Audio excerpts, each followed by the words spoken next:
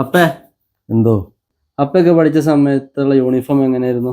ഞങ്ങൾ ഈ 8ാം ക്ലാസ്സിലേക്കൊക്കെ വന്ന സമയത്ത് അതുവരെ ട്രൗസർ ആയിരുന്നു. 7ാം ക്ലാസ് വരെ. 8ാം ക്ലാസ്സിലേക്ക് വന്ന സമയത്തൊക്കെ അന്ന് ട്രൗസർ ഇടാൻ മടിയായിരുന്നു. എല്ലാവർക്കും പാൻറ് വേണം. അപ്പോൾ ട്രൗസർ ഇട്ട് ഞാൻ 8ലും 9ലൊക്കെ പോകുന്ന സമയത്ത് കൂട്ടുകാർ കളിയാക്കും. പിന്നെ 9ാം ക്ലാസ്സിലേക്ക് എത്തിയ സമയത്ത് ഞാനിങ്ങനെ വാശി പിടിക്കും, എനിക്ക് പാൻറ് വേണം എന്നും പറഞ്ഞ്. അപ്പോൾ അമ്മച്ചി എനിക്കും ചേച്ചിക്ക് യൂണിഫോം എടുക്കാൻ വേണ്ടി പോകും. അപ്പോൾ അമ്മച്ചി പാൻറ് എടുത്ത് തരാമെന്നും പറഞ്ഞ് എന്നെയും ചേച്ചിയൊക്കെ കൊണ്ടുപോയി യൂണിഫോം എടുക്കാൻ വേണ്ടിയിട്ട്.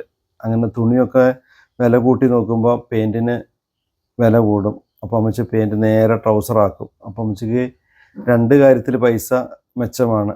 അടുപ്പ് കൂലിയും കുറയും, തുണീൻ്റെ പൈസയും കുറയും.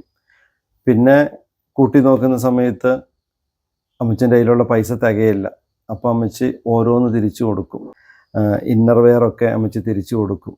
അപ്പോൾ ഞങ്ങളുടെയൊക്കെ കുട്ടിക്കാലത്ത് ആ യൂണിഫോമിൻ്റെ ഒരു ഷർട്ടും ഒരു ട്രൗസറും മാത്രമേ ഉണ്ടായിരുന്നുള്ളൂ. ഇന്നർ പോലും ഉണ്ടായിരുന്നില്ല.